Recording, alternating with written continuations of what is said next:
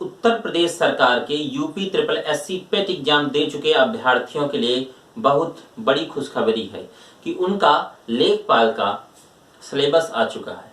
यह लेखपाल का जो सिलेबस आया है ये पेट के रिजल्ट के बाद आया है। रिजल्ट तो आ गया है, नोटिफिकेशन अभी नहीं आया, लेकिन सिलेबस आ गया है पहली बार। तो हो ऐसा भी सकता है कि 50% परसेंटाइल के ऊपर वाले 50 परसेंटाइल के ऊपर वाले कैंडिडेट को हो सकता है एग्जाम देने को मिल जाए।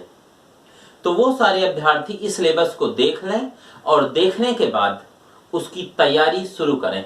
तो आइए देखते हैं यूपी पेट पास करने वाले 50 परसेंटाइल के ऊपर लाने वाले अभ्यर्थियों का क्या होगा लेखपाल का सिलेबस।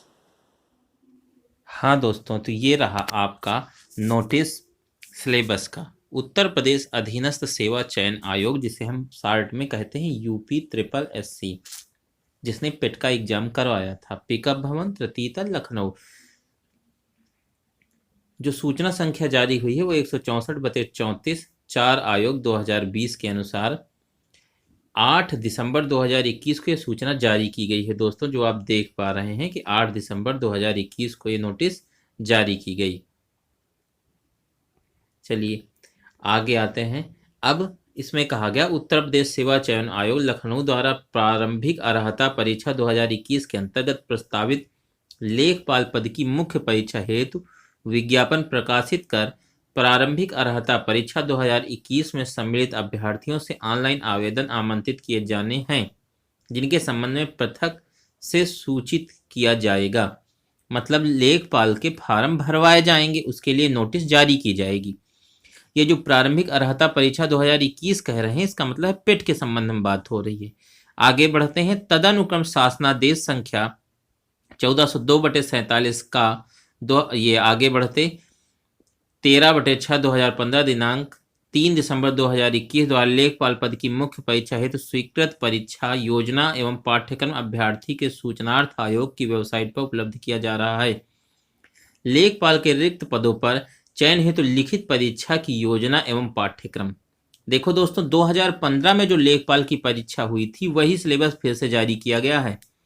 लिखित परीक्षा एक पाली की होगी, जिसमें प्रश्नों की कुल संख्या 100 तथा समयावधि 2 घंटा होगी। 2 घंटे का पेपर होगा और 100 क्वेश्चन टोटल होंगे।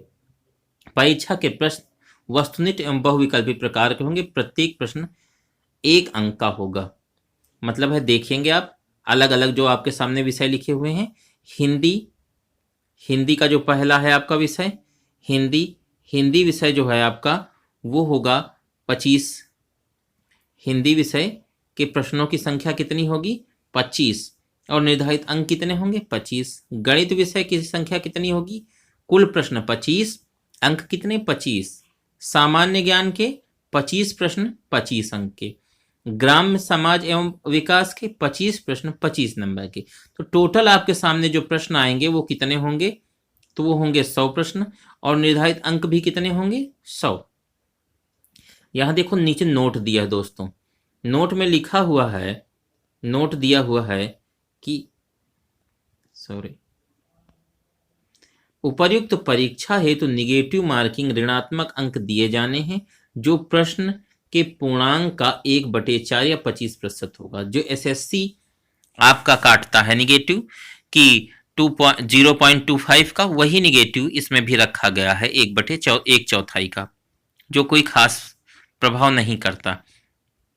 अब देखो पाठ्यक्रम का विश्लेषण दिया है कि सामान्य हिंदी रहेगी, उसके अंतर्गत समास, पर्यायवाची विलोम, तद्भव, तत्सम, संधियां, वाक्यों के लिए एक शब्द निर्माण, लोकोक्तियां एवं मुहावरे, वाक्य संशोधन, लिंग वचन कारक, कालवर्तनी, त्रुटि से संबंधित अनेकार्थी शब्द, अपठित गद्यांश पर आधारित प्रश्न। ये रही आपकी हिंदी। और गणित विषय में अंक गणित और सांख्यिकी के प्रश्न आएंगे। इसमें अंक गणित तो आप ऑलरेडी पढ़ ही रहे होंगे, सांख्यिकी को थोड़ा ध्यान देना होगा। इसके अंतर्गत आएगी संख्या पद्धति, प्रतिशतता, लाभ हानि, सांख्यिकी आंकड़ों का वर्गीकरण, बारंबारता बंटन, सारणीयन, संचयी बारंबारता, आंकड़ों का निरूपण, दंड चार्ट, पाई चार्ट, आयत चित्र बारंबारता बहुभुज, केंद्रीय माप, सामान्य, समांतर माध्य, माध्यिका एवं बहुलक से प्रश्न आएंगे। बीजगणित से प्रश्न कौन कौन से होंगे? तो लघुत्तम समापवर्त एवं महत्तम समापवर्त, उनमें संबंध, युगपत समीकरण, द्विघात समीकरण, गुणनखंड, क्षेत्रफल प्रमेय। रेखागणित में त्रिभुज संबंधी प्रश्न, पाइथागोरस प्रमेय, त्रिभुज, आयत, वर्ग, समलंब, समांतर चतुर्भुज, समचतुर्भुज के परिमाप तथा क्षेत्रफल, वृत्त की परिधि एवं क्षेत्रफल। सामान्य ज्ञान में कौन से प्रश्न होंगे? तो सामान्य विज्ञान, राष्ट्र तथा अंतरराष्ट्रीय महत्व की सामयिक घटनाएं, भारत का इतिहास, भारतीय राष्ट्रीय आंदोलन, भारतीय राजव्यवस्था तथा अर्थव्यवस्था, विश्व भूगोल तथा जनसंख्या। सामान्य विज्ञान के प्रश्न दैनिक अनुभव तथा प्रेक्षण से संबंधित विषयों सहित विज्ञान के सामान्य प्रबोध एवं जानकारी पर होंगे, जिनकी किसी भी सुनिश्चित व्यक्ति से अपेक्षा की जा सकती है। ऐसा ही जो सामान्य सिलेबस में सभी ये इंगित रहता है। भारत के इतिहास के अंतर्गत आर्थिक, सामाजिक, सांस्कृतिक तथा राजनीतिक पक्षों की व्यापक जानकारी पर ध्यान देना होगा। भारतीय राष्ट्रीय आंदोलन पर अभ्यर्थियों से भारतीय स्वतंत्रता आंदोलन की प्रकृति तथा विशेषता, राष्ट्रवाद का अभ्युदय तथा स्वतंत्रता प्राप्ति के बारे में सामान्य ज्ञान अपेक्षित है। भारतीय राजव्यवस्था तथा अर्थव्यवस्था के अंतर्गत भारतीय राजव्यवस्था, भारतीय संविधान, भारत की अर्थव्यवस्था तथा नियोजन के व्यापक लक्षणों की जानकारी पर प्रश्न होंगे।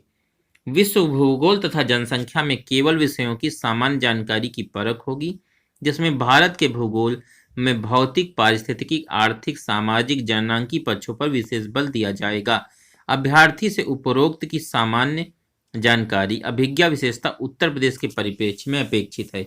मतलब यह भी बता दिया गया, ये सारी भूगोल के साथ साथ उत्तर प्रदेश की भूगोल भी पूछी जाएगी। कंप्यूटर के प्रारंभिक ज्ञान से भी प्रश्न होंगे। अब आता है ग्राम्य विकास। इसको दोस्तों बहुत ध्यान से देखेंगे, ये थोड़ा अतिरिक्त है, क्योंकि हिंदी, जीएस और मैथ तो सारे अभ्यर्थी पढ़ते हैं, रीजनिंग भी पढ़ रहे होते हैं, लेकिन रीजनिंग तो सिलेबस में नहीं है। रीजनिंग के स्थान पर ही ग्राम्य समाज एवं विकास रखा गया है। तो देखते हैं, इसमें आएगा ग्राम्य विकास भारतीय संदर्भ में, ग्राम्य विकास कार्यक्रम, ग्राम्य विकास योजनाएं एवं प्रबंधन, ग्राम्य विकास शोध प्रणालियां, ग्रामीण स्वास्थ्य योजनाएं, ग्रामीण सामाजिक विकास, ग्राम्य विकास और भूमि सुधार, त्रिस्तरीय पंचायती राज व्यवस्था, केंद्र व राज्य सरकार की ग्राम्य विकास से संबंधित योजनाएं दोस्तों जो आपसे पूछी जाएंगी। इसी के साथ आप लोग तैयारी में जुट जाएं और लेखपाल के लिए बिल्कुल कमर अपनी कस दें। जिन अभ्यर्थियों के 50-55 परसेंटाइल तक भी बन रहे हैं, उनके भी फॉर्म भरने की संभावना है, क्योंकि न्यूज समाचार पत्रों के माध्यम से जो पता चला है कि सरकार 4 से 5 लाख अभ्यर्थियों का फॉर्म बनवाने के लिए इच्छुक है तथा आयोग भी यही चाहता है कि अभ्यर्थियों की संख्या ज़्यादा से ज़्यादा हो। तो इसके लिए ये बन रहा है कि 50 से 55 परसेंटाइल वालों को भी फॉर्म भरने का अवसर मिलेगा। तो अब अपनी तैयारी में जुटकर पूरा सिलेबस देखते हुए और अपनी तैयारी में अग्रसर हों। आपका दिन शुभ हो। धन्यवाद। नमस्कार।